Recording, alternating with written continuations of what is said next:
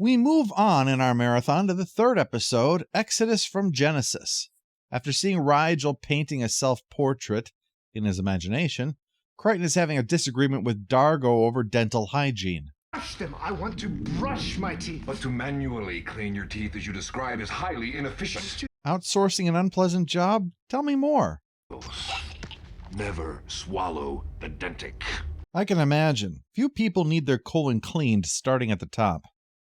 There's something happening, so Aaron calls them to the command station. There's something that looks like asteroid debris, but it doesn't move like it. But it's not the big concern. That's the marauder on the other side of it, a Peacekeeper ship. 5-man crew, highest level of training, success measured by body count. So don't challenge him to ping pong, noted. The marauder isn't fast, but if they run, they can call in the command ship to begin searching the area.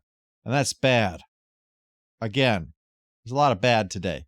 Fortunately, something good has to happen every time for balance, so it finally leaves. Well, not really balance so much as helping someone off the ground just enough so they fall down again.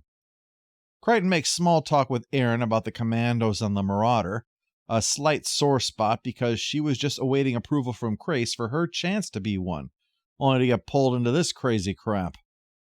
Crichton notes that they all have had their lives disrupted, but they're here now, and Aaron shoots him down before he can get any further. This is, if you were the last man alive, being really put to the test, and right now, she's clearly passing. As for Zan, she's good enough to help Rigel with his painting. Of course, most of the hard work was already done. Dargo tells Aaron and Crichton that there's unusual thermal readings, right after Aaron mentioned being hot. Sebaceans are more sensitive to heat, remember? Ow! And to be shot by a dart by a giant bug. Looks like Dargo got one too, but they seem to be writing them off as metal splinters and are more concerned about the heat. It's from a blockage in the engines. The crew right now is, well, not really a crew. It's just a collection of people stuck on the same ship with little cohesion. Aaron goes off to deal with the source of the problem, but Zan recognizes, yeah, maybe they should work together on this. She can see Crichton is ignorant but not stupid. He can figure things out eventually, but it's due to a gap in knowledge. Just can't expect patience from Aaron. Or Dargo. Or Rigel. Not really sure Pilot even gives a shit. She says what will win over Dargo and Aaron are actions, demonstrations that he's an asset. No real help with Rigel. You're just going to have to get used to his snide remarks. Crichton stumbles across their guests and tries to tell the others, but they're not patient with him, as established. Finally, he gets across that these things are big enough to be responsible for the problem. He snags one of them by wrapping it in a blanket and smacking it into stuff for a while. Zan's analysis of the body finds his DNA, so we need to catch another one. Oh, and alive, just for fun. Dargo's already in a bad mood. He can't get into this room because the bugs sealed all the entrances, and this tool is doing squat. He decides to try to use it on the wall, to Moya and Pilot's severe annoyance. You had your chance. All Dargo gets besides a hot foot is access to the bulkhead from the other side. As for Crichton, Cooler. I guess even Zan's patience is limited. Oh, looks like that Slurpee didn't agree with her. Crichton finds Aaron in the control room, complaining to her of what just happened. If I were Crichton, I'd start to wonder if people didn't like me. He has to wrestle to try to stop her from increasing the temperature further. In his defense, it looked like there were problems with that arm before he showed up.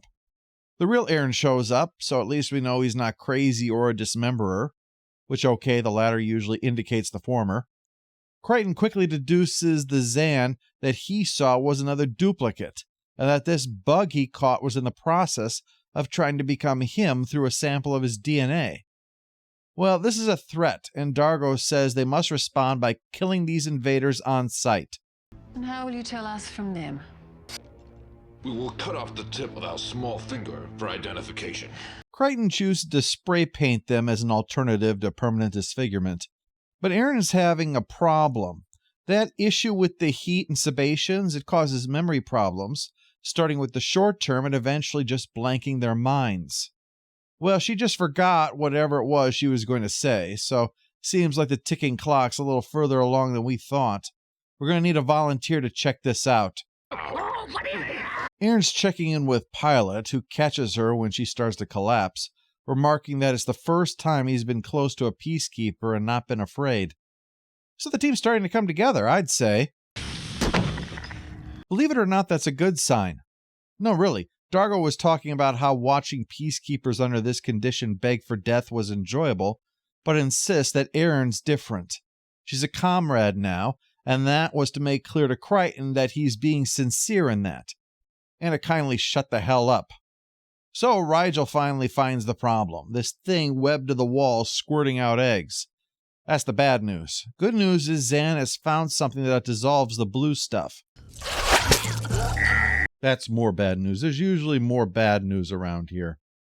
They lose contact with Rigel at the same time, and while Dargo is heading off to check on Zan, Crichton shows up to kick his own ass. Not right away. The real Crichton tries to communicate when it demonstrates the intelligence to duplicate the paint mark. But yeah, ass-kicking. He shows up with the head that he ripped off his dupe and explains they can match the paint, but that they can't talk. However... You gotta be fucking kidding. You attacked me during my genesis, and you must die. They can stick Zan with something and turn her into a mouthpiece. Crichton stops Dargo from skewering Zan and asks about Genesis, figuring out that she's the queen of some hive. The intention was to come here, use the heat to reproduce, and then return to space. But smashing up that bug started a war, and now they need to either finish it while outnumbered by dozens against Dargo and Crichton, or negotiate a peace. The agreement is that one room will have the temperature reduced to normal while the cycle reaches its conclusion. Then they'll leave and not bother them again. That's a good deal. I just have one concern. We're only 34 minutes in. I've seen Aliens. I know it can be done in 17 minutes by bugs in the wall. Damn, I called it. You all heard me call it.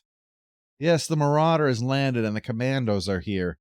And they naturally assume the dupes are the real deal and start shooting them. So the heat is on. Literally, actually. The deal's been broken because of the attack. The Monarch doesn't know that those Peacekeepers have nothing to do with them. So Crichton tells Rigel he's got to do the negotiating now. He'd been bellyaching about it before anyway.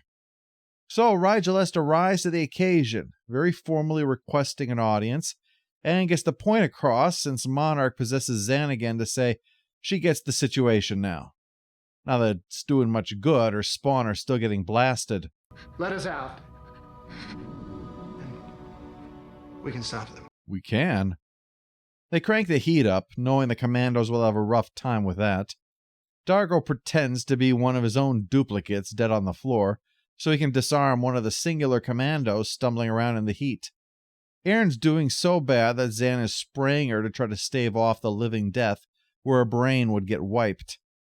Well, it's not doing the rest of the commandos many favors either. Their leader flips out when he sees a whole room full of Crichtons after having already killed Crichton. Crichton decides to take a chance on intimidating these guys by suggesting that his kind are capable of this duplication, essentially that his people literally can become a one-man army. He even sticks with it when there's a knife to his throat, like killing just one more of him is no big deal. It probably wouldn't be for Rigel, I'm sure. So the Marauder is allowed to leave, and that just leaves one question. I had blue crud way up in places you don't want to know about. Whether Monarch is going to follow through and depart. She seems to have a great deal of respect for Rigel. I suppose there are ends on every bell curve. And Zan says, yes, they are indeed leaving. Crichton helps her back to her place, where they talk about his efforts to adapt. Time and patience comes up a lot in that conversation. It is a handy answer. Need to adapt to life here? Time and patience. Need to learn teamwork? Time and patience. Scorpius needs humanoid experimentation. Time and patience. Crichton stops by to check on Erin, who has a few gaps in her memory from during the incident, but no long-term damage. In fact, she's already back to insulting Crichton. Yep, gonna be fine. Exodus from Genesis gets a stamp of fine. I take slight issue with characterizing the bugs as innocent in this. They are shooting barbs into people, but I suppose Crichton didn't realize that. They're also intruders, though. I mean, just saying, if I put my hand in a beehive and get stung, saying the bees started it seems a bit disingenuous. Crichton's move of sparing the commandos in the hopes of intimidating Crace into backing off, it's an interesting move. On the one hand, it denies them the resources that could have been gained from having this equipment, including the marauder, to have to work with. On the other, the loss of a marauder and a commando team to this would likely tell the larger Peacekeeper organization that Moya is indeed a threat and further back this pursuit. It's interesting that Dargo goes along with it, but in the end, while he's aggressive, he's not dumb, and likely considered all of that. You can't kill all of the Peacekeepers, so the best you can hope for is being left alone. It gives everyone a role, except for Pilot. Again, he's still feeling like oh yes, he's there too. But Aaron's fate worse than death, Rigel's need to rise to the occasion, Zan as a sympathetic ear and advisor for Crichton, it's all, well, fine. Let's go on to our next episode with Thrown for a Loss.